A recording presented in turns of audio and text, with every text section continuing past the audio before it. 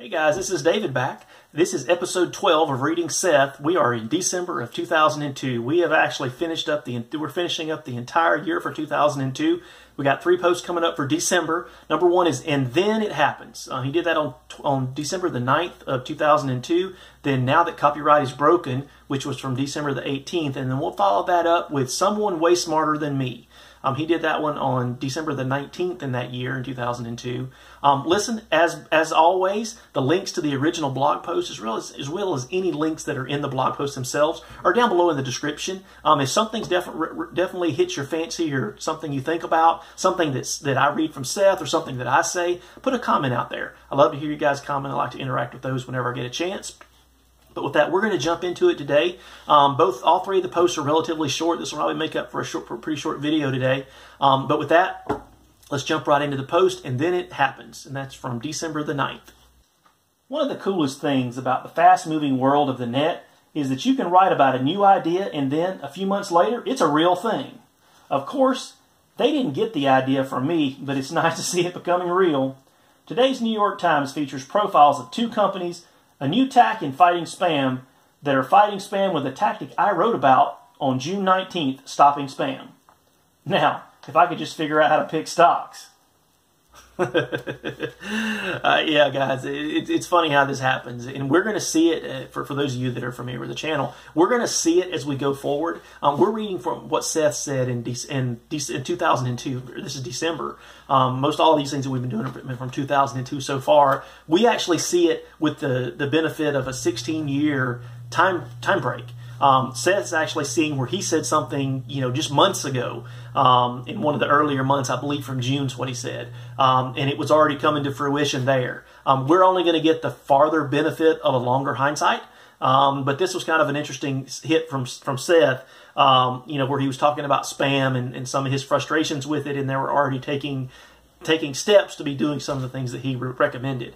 We're only going to see more of that, guys. Like I said, we have seen a number of them when we talked from 2002 so far, and I'm betting as we get into 2003, starting up in our next episode, we're going to keep encountering more of things that Seth actually observed, or things that Seth said, and then it sort of come to fruition later on. Well, listen.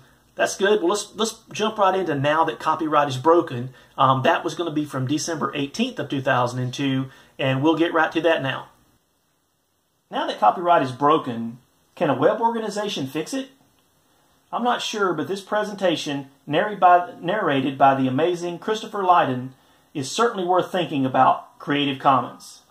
I happen to think that the idea is extremely well presented. When was the last time you saw multimedia done this well? Probably the Kikoman thing below. And it's an interesting thought.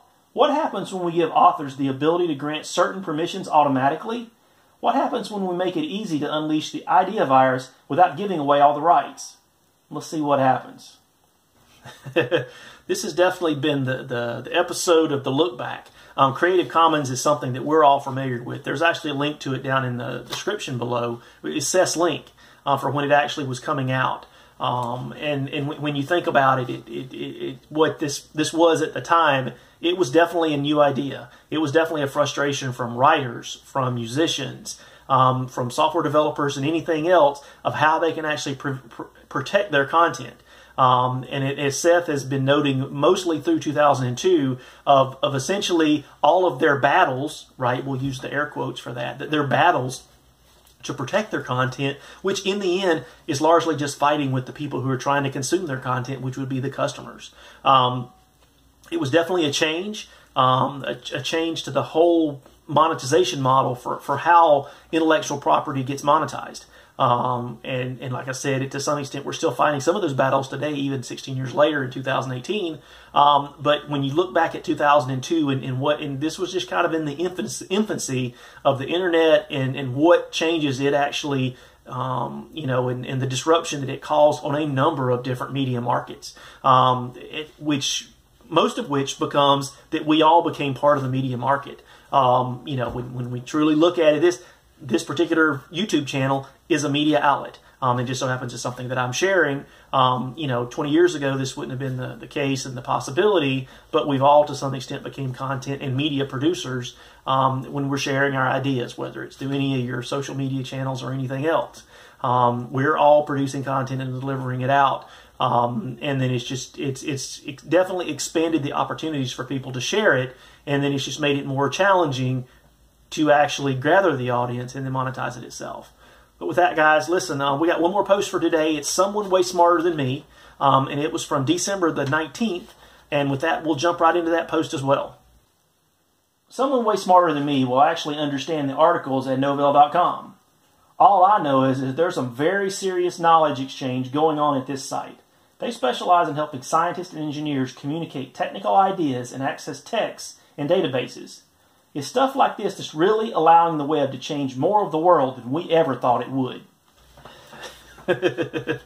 Novell.com. I'd never read it before I saw what his post was. But like I said, which again you're seeing, and this December has largely been the capstone when he's talked about 2002 and how content and content delivery and building an audience and sharing of information had all began to change radically with the internet. As we sort of look back now. And this is a situation where a lot of scientific information is to some extent being opened out to a wide audience that would have never seen it before.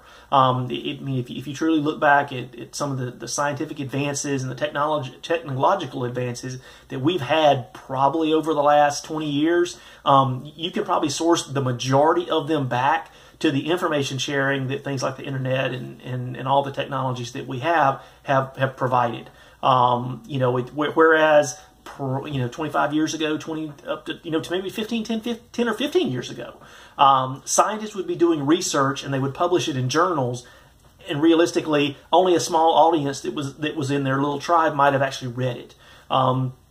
They're actually publishing to a much wider audience, and it's much more discoverable if you're in that audience, as far as instead of having to really buy the journal. Now, it has created kind of a challenge with people that are publishing information and the journal publishers themselves.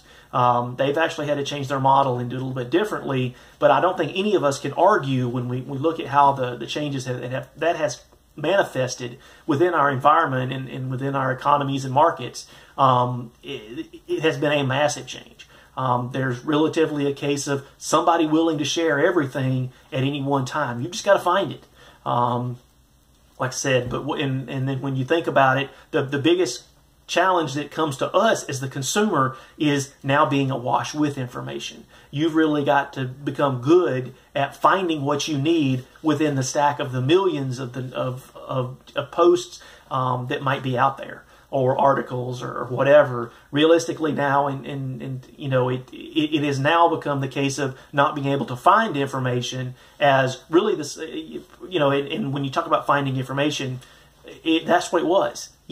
10, 15, 20 years ago, the skill was finding the information. Today, in our information awash culture, the skill is actually being able to distill down and navigate between the information and find something what you're looking for.